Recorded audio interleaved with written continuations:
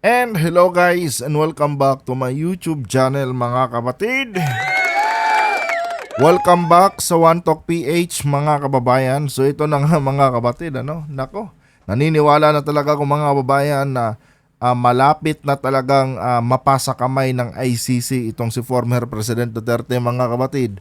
Pati itong kanyang mga kaibigan na si Bato de la Rosa at si Bongo. Kasi nga mga kababayan, nitong nakaraang hearing mga kapatid, itong ang si Rowena Garma ay isiniwalat mga kababayan, itong mga totoong nangyari sa war on drugs ni former President Duterte. And ito mga kapatid, merong part dito sa sinumpaang salaysay ni Rowena Garma mga kababayan na kung saan na pinapaniwalaan ko mga kapatid na ito yung isa sa mga ebidensya na hinahanap ng ICC mga kababayan para mapagtibay itong mga salaysay, mga sinumpaang salaysay nila Matobato mga kapatid at ni Las Cañas dyan sa ICC.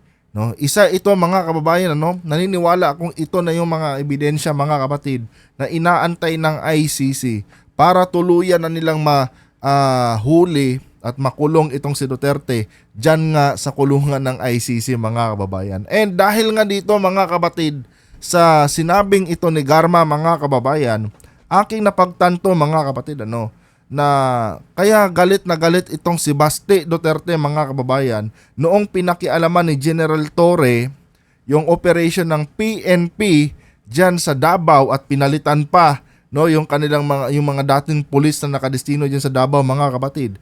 Dahil nga mga kababayan sa aking palagay, totoo nga pala siguro mga kapatid na meron ngang mga nakatagong baho itong mga Duterte na pinoproteksyonan dyan sa Davao. Kung kaya't umalma itong si Basti mga kababayan noong palitan ni General Torre mga kapatid yung dating mga pulis na nakaupo dyan sa mga presinto sa Davao. Pero bago tayo magpatuloy mga kababayan, huwag kalimutang mag-subscribe at paki-like ang ating video para i-share pa ni YouTube sa iba pang hindi pa nakakapanood. So ito guys, panoorin muna natin ang videong ito at magbibigay ako ng aking mga personal na opinion at reaction patungkol dito sa mga pinagsasabi ni Rowena Garma.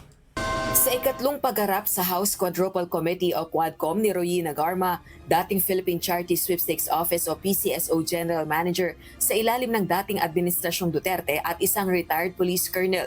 Inihayag nito ang kanyang mga nalalaman sa war on drugs ng nakalipas na administrasyon sa pamamagitan ng isang sinumpaang salaysay. Anya noong May 2016, tinawagan siya ni dating Pangulong Duterte at inutusang makipagkita sa kanya sa bahay nito sa Doña Luisa, Davao City. Ayon kay Garma, pinaghahanap siya ng dating Pangulo ng may kakayahang magpatupad ng Davao Model na war on drugs sa buong bansa. So dito na nga mga kapatid, ito yung part mga kababayan na sa tingin ko, ito yung mga inaantay ng PNP ng ICC mga kapatid para tuluyang mapagtibay itong mga sinumpaang salaysay nila sinumpaang salaysay nila Matobato at ni Las Cañas. Kasi nga mga kapatid, kung matatandaan nyo mga kababayan, ayon nga dito sa salaysay nila Las Cañas at Matobato mga kapatid, meron ngang binuong grupo dyan sa Davao na kung tawagin nila ay Davao Death Squad. Na kung saan mga kapatid, ito yung tawag nito, ito yung mekanismo na ginagamit ni Duterte mga kababayan para isa katuparan mga kapatid, nabubulol ako. Para isa katuparan mga kababayan yung ginawa niyang EJK diyan sa Davao, Take note guys sa Davao pa lang ito mga kababayan. Kasi nga mga kapatid, ayon nga dito sa sabi ni Rowena Garma mga kababayan, inutusan siya, ni former President Duterte mga kapatid na maghanap ng mga pulis na pwedeng magreplika mga kababayan sa kanyang ginawang war on drugs dyan sa Davao.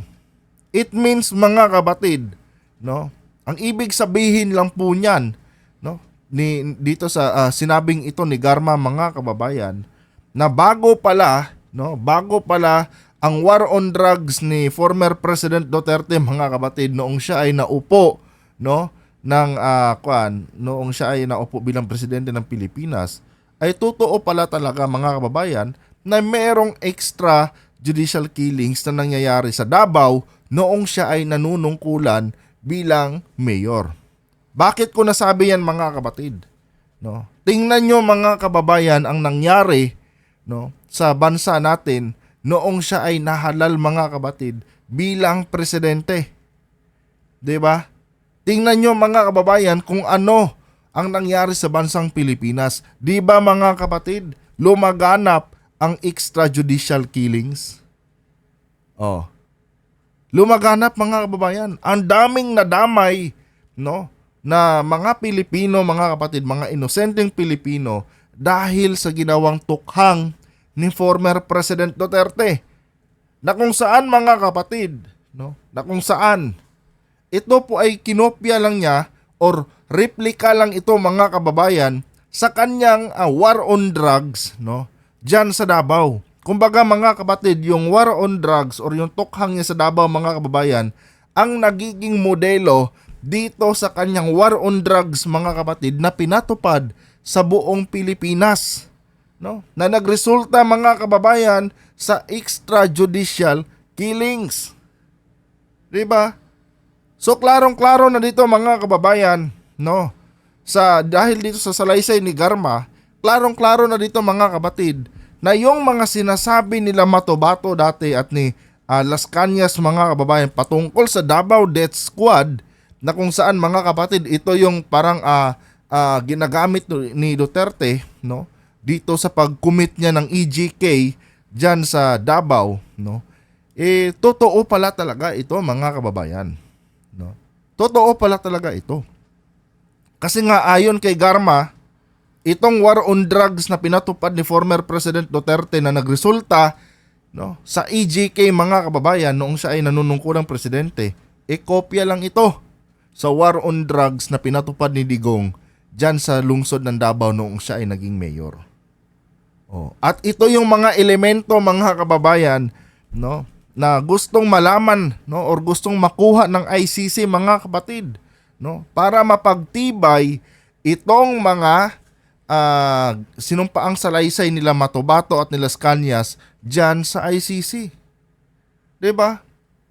Kaya nga mga kababayan, naaalarma, no, nag-react minsan dito sila Bato de la Rosa mga kapatid na kung saan ay hindi lang ako sure kung sino kay Bongo at kay Bato ang nagsabi na ginagamit di umano, no, ng ICC ang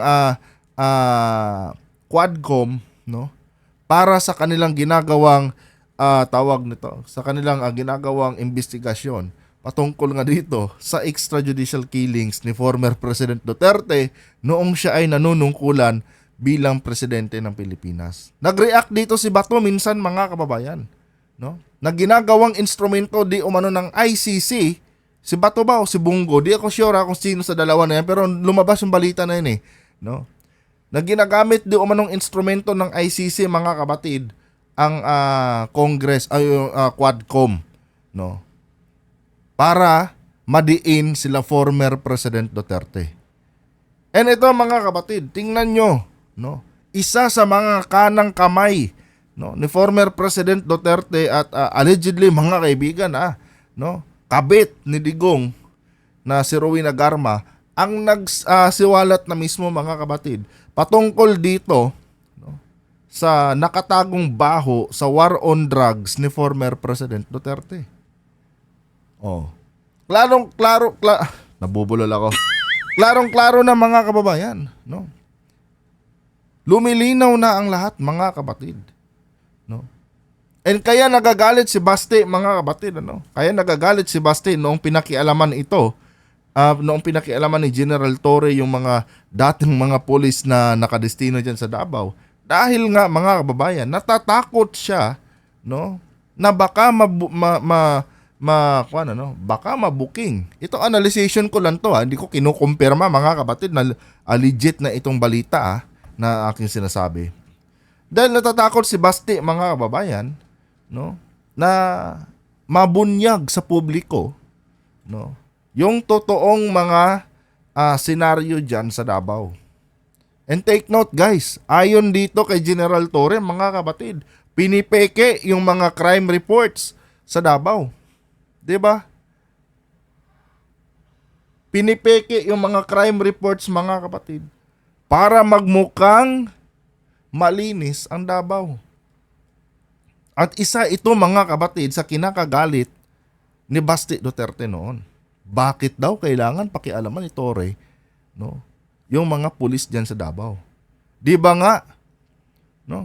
Gumawa pa nga dito ng drama si Bato na kung pwede, yung mga nakasanayan di umanong pulis ni Sara Duterte dati, mga kapatid, ay ibalik, no, ng PNP chief, no, diyan sa opisina ng OBP. At sino ba yung mga pulis na yun, mga kababayan? Yung mga pulis na yun, mga kapatid, no, ay mga dati po yung taga Davao. Bakit kailangan gawin yun, no? Bakit kailangan ibalik doon, mga kapatid? Dahil itong mga bagong pulis na nakaupo ngayon dito sa Davao, mga kababayan, hindi nangahawak ito ng mga Duterte. 'Di ba? Wala na silang control dito, mga kapatid. Unlike doon sa mga dating nakaupo diyan, no? Siguro nahahawakan nila sa liig.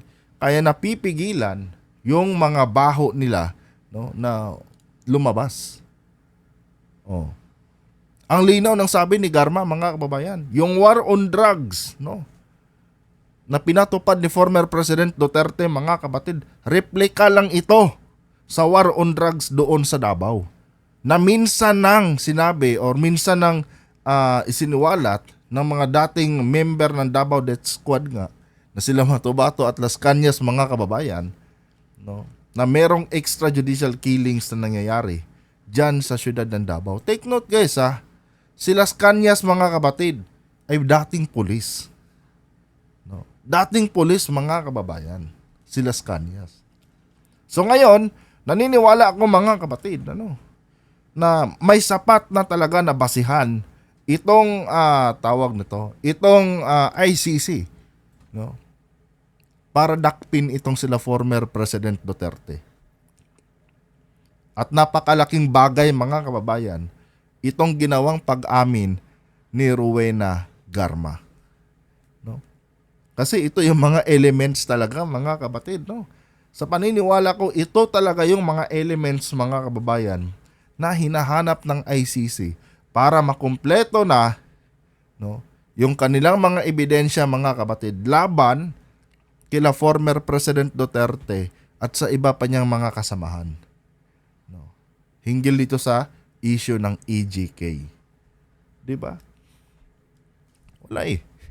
Hindi niya na-control si Garma. Oh. Hindi niya na-control si Garma. Kayo, si Garma naman, kumanta. Alam niyo, mga kapatid, hindi naman natin masisisi si Garma eh. Kasi nga, presidente, 'di ba? Kalaguyo mo yung presidente, no? Kaibigan mo yung presidente, no? Tapos inuoperan ka ng magandang opportunity. Diba? Kahit sino naman sa atin, mga kababayan, gusto ang ganyan, no?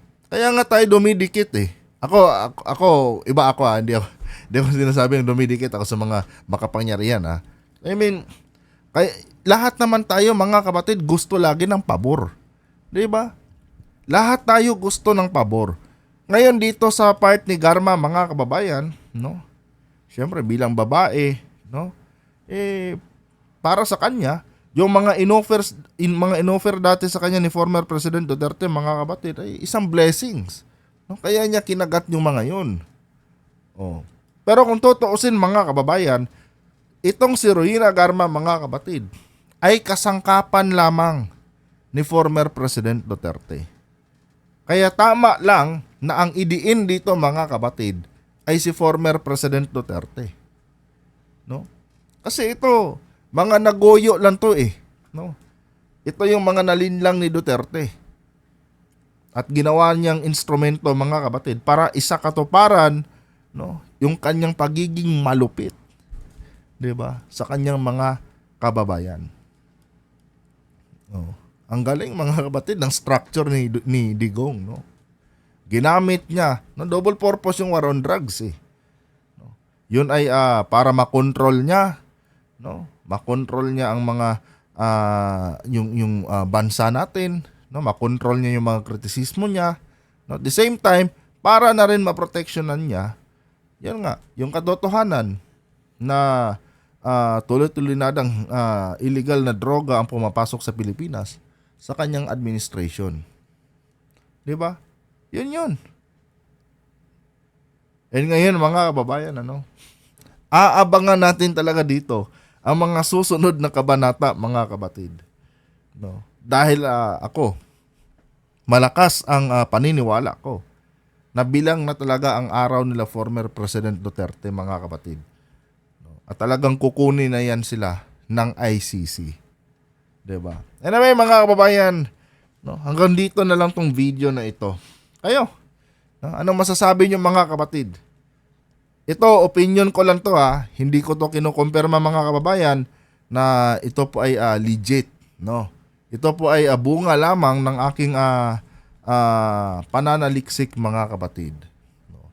Siyempre, mag-aantay pa rin tayo sa kung ano ang gagawing action ng ICC at ng ating gobyerno laban dito kay former President Duterte. Kasi nga, meron na tayong witness na mabigat, no?